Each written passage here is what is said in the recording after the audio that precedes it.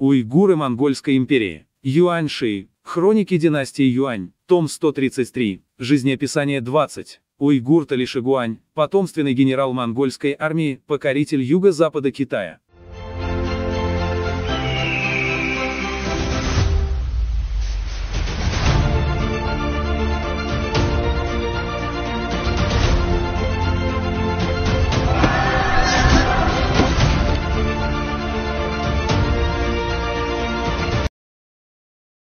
Талишигуань, уйгур. Его дед, Басихуду Таньхуа Айхучи, в начале становления государства возглавлял 4 племени – уйгуров, аланов Алавэнь, меркитов Миецили и Кандлы-Басы. С войском следовал за монголами в походе на Сычуань и погиб в бою. Его отец, Тёгэчжу Таньхуа Айхучжи, по приказу Мунка хана управлял землями Хами, Суйсянь и других княжеских владений Цзунфань. Хундухай и Аландар подняли мятеж, схватили Тёгэчжу, заковали в кандалы и заключили под стражу. Тёгэчжу разбил оковы и бежал, явился ко двору Хубилая Шидзу. Ему был пожалована золотая пайдза, и он унаследовал должность отца. Было приказано вести подчиненное ему войско в карательный поход против мятежников. За заслуги он был пожалован одеждами, луком и стрелами, седлом и уздечкой. Также был послан следовать за князем Хулучи в карательном походе на Цзянтю в Сычуани. Покорил его, был повышен до Чжаоюнда Цзян Цзюнь, сияющий и доблестный великий военачальник. Фуду Юаньшуай, заместитель главнокомандующего Лалоса.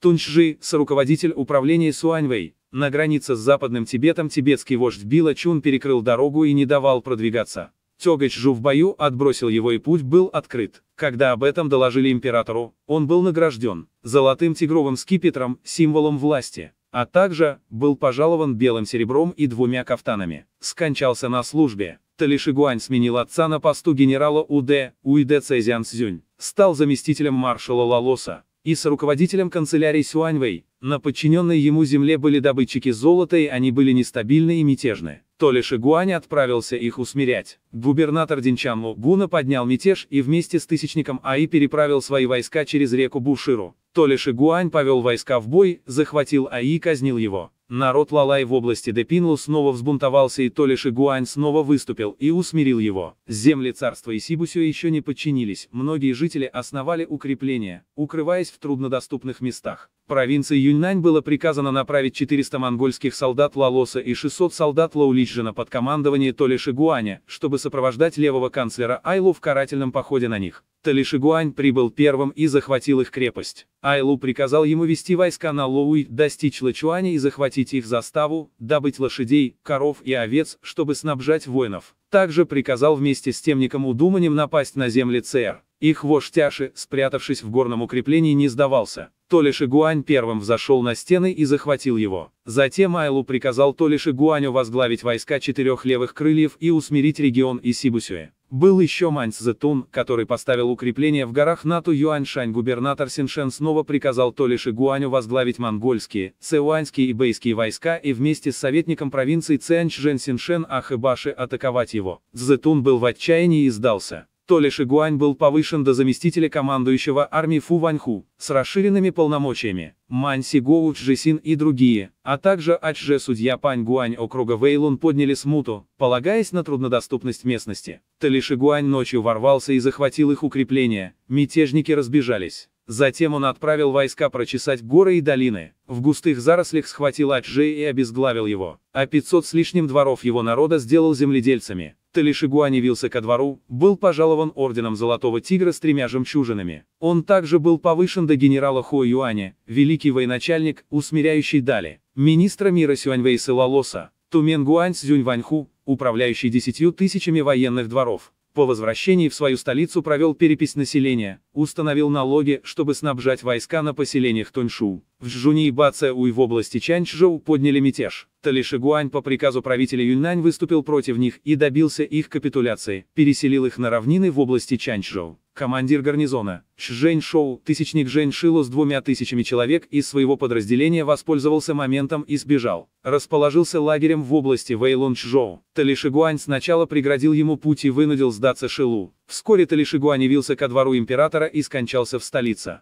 Его сын, Слунань Бань, был повышен до звания генерала, носил орден Золотого Тигра с 3 жемчужинами, дослужился до должности Чжинь Гошан Цзян Цзюня, верховный военачальник, утверждающий государство.